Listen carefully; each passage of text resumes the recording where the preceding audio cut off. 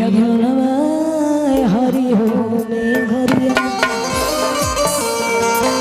कि पिया भैला गुलारी के भूख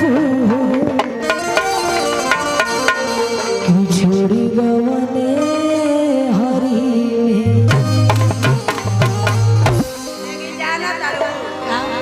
नामे के गवाना बा लेकिन काम तो दूसर कोई करता हो। ठीक है कहता छोड़ द कवन सबतिया के मरल हेबे मतिया ओझा भी ठेकावा ओझा भी एक दिन सुना जवन के आदमी ना मनेला वो आदमी के तनी हमरा से भेंट करा दे बढ़िया से बना दे काका के देखो तो काम ए काका नहीं है भैया में भैया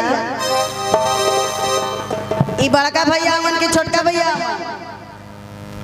तनी भैया छोटका ये हमरो भैया है हमार भैया लगी तो तार चिने लूला दूर लछन बिगाड़ देले बड़ू आदमी ना चिनलनी तार पाहु ना हमन इनके चलते हमरा घर में करार भइल बा इनका चलते तब इनका से बहुत हाथ मोहब्बत करीला कवन सबतिया हो मरल हेबे मतिया तनी अपना पाहु के सुना समझ का भैया कह तो का कहत रे ओहे मुहवा से भतार कहबो त कोनो लाज लागत कैसे कही काहे ना कहबो जवन चीज कहे में आ जवन चीज देखे में अच्छा लगी वही नु कही राजू जी काहे के भतार है त कि छोड़ी गवने हरि हो कि पिया भैया गुलारी के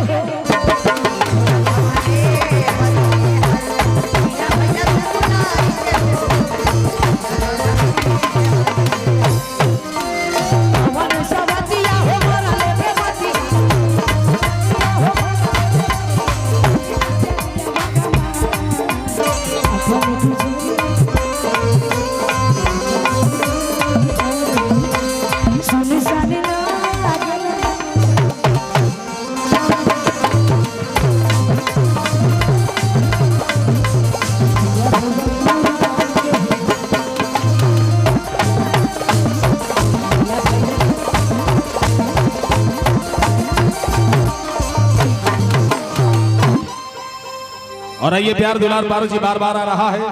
ये बहुत सारा पुरस्कार प्यार परम आदरणीय राकेश ठेकेदार जी के छोटे भाई जितेंद्र सिंह ठेकेदार साहब लाला चक गोवर्धनपुर बक्सर बिहार की ओर से पुरस्कार आया है। पारू जी देखिए सामने ये भैया पुरस्कार प्यार दिए हैं जितेंद्र जी लाला चक गोवर्धनपुर के आन बान शान है।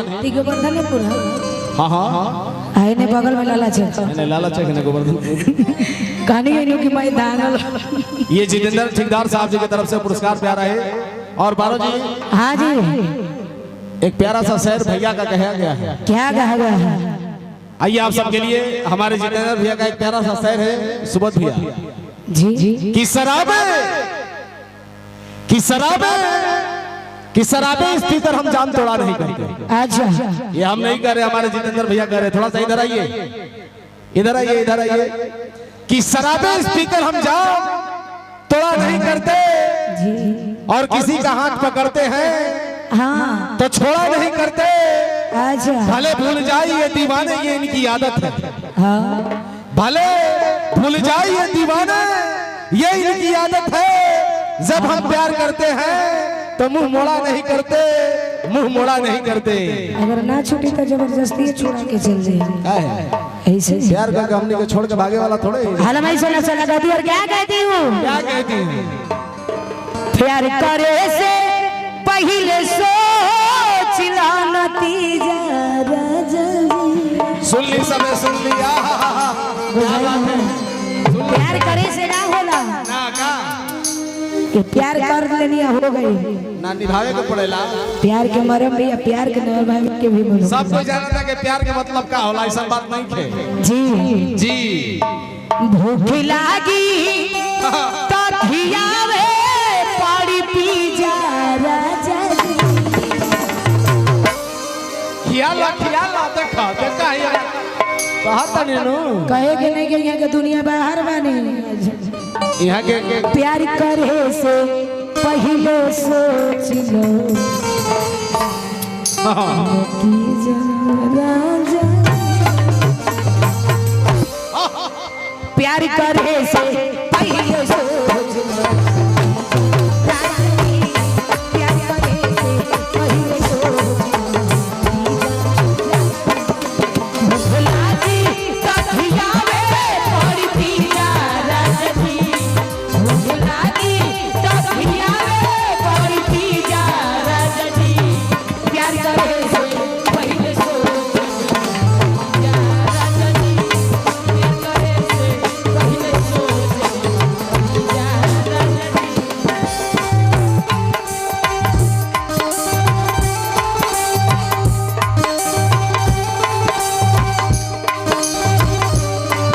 जाने की लोग किया करते हैं बदले डरते दिया करते हैं न पहचाने उनकी बातें को जाने की लोग किया करते हैं दिल के बदले डरते दिया करते हैं